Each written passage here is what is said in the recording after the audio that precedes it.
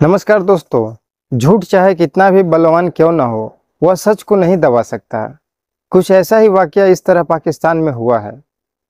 पाकिस्तान के पूर्व प्रधानमंत्री नवाज शरीफ ने एक बयान में उन्होंने स्वीकार किया है कि उनके देश ने भारत के साथ किए गए 1999 के शांति समझौते का उल्लंघन किया था।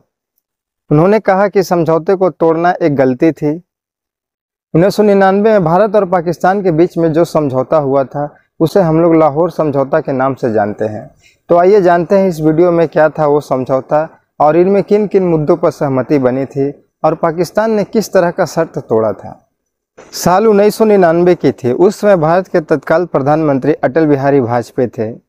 अटल बिहारी वाजपेयी और उनके साथ 22 लोग एक बस पे सवार होकर बाघा बॉर्डर से लाहौर पहुंचे। इन 22 लोगों में वाजपेयी के मंत्रिमंडल के कुछ फॉरेन मिनिस्टर थे और साथ ही साथ भारतीय कुछ कलाकार शामिल थे। लाहौर पहुंचते ही अटल बिहारी वाजपेयी का जबरदस्त स्वागत हुआ। अटल बिहारी वाजपेयी उस समय कहे थे कि मैं अपने साथी भारतीयों की सद्भावना और आशा लेकर आया हूं, जो पाकिस्तान के साथ अस्थायी और सौहार्द चाहते हैं। 21 फरवरी 1999 को पाकिस्तान और भारत के बीच एक संधि पर हस्ताक्षर होते हैं, जिसे लाहौर समझौता कहा गया। लाहौर समझौते में पाकिस्तान और भारत के बीच शांतिपूर्ण संबंधों का रूपरेखा तैयार किया गया था। इस समझौते में कश्मीर से लेकर परमाणु बम के इस्तेमाल तक सभी मुद्दों पर दोनों देशों के बीच एक सहमति बनी थी।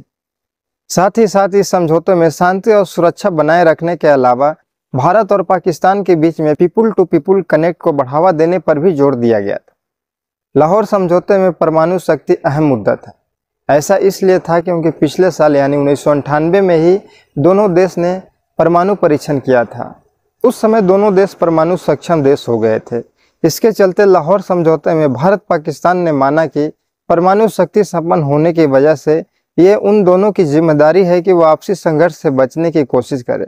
साथ ही साथ यह भी सहमति बनी कि दोनों देश तुरंत एक ऐसे कदम उठाएंगे जिससे परमाणु हथियारों को गलती से इस्तेमाल होने की आशंका कम से कम हो।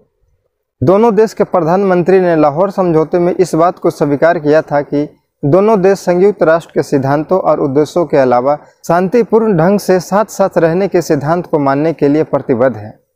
इसके अलावा दोनों देशों में यह भी सहमति बनी थी कि जम्मू कश्मीर समेत सभी फंसे हुए मुद्दों को सुलझाने के लिए अपनी कोशिश में तेजी लाएंगे।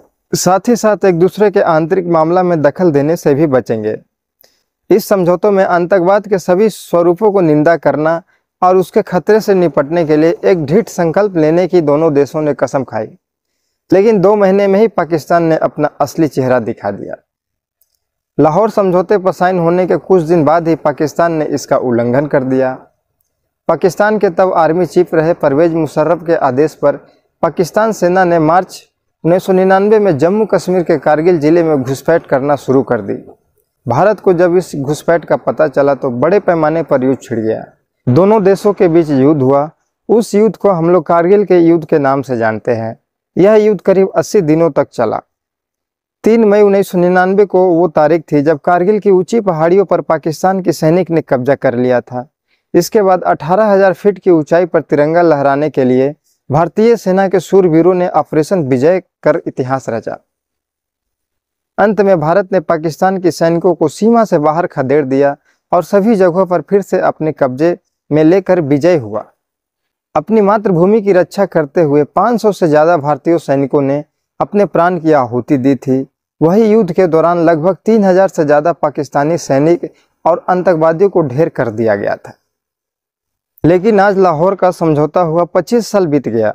अब जाके पाकिस्तान के पूर्व प्रधानमंत्री नवाज शरीफ ने स्वीकार किया कि उनके देश ने भारत के साथ 1999 में जो समझौता हुआ था उससे उल्लंघन किया गया था। नवाज शरीफ ने अपनी पार्टी के बैठक में कहा कि 28 मई 1998 को पाकिस्तान ने 5 परमाणु परीक्षण किए थे। उसके बाद वाजपेयी यहाँ आए और हमारे साथ समझौता किए, लेकिन हमने उस समझौते को तोड़ दिया। यह हमारी गलती थी। हमारे द्वारा दी गई इस छोटी सी जानकारी अगर आपको अच्छा लगा तो आप हमारे वीडियो को लाइक करें, चैनल को सब्सक्राइब करें। बहुत ही जल्द मिलते हैं एक अगले वीडियो के साथ। तब तक के लिए नमस्कार।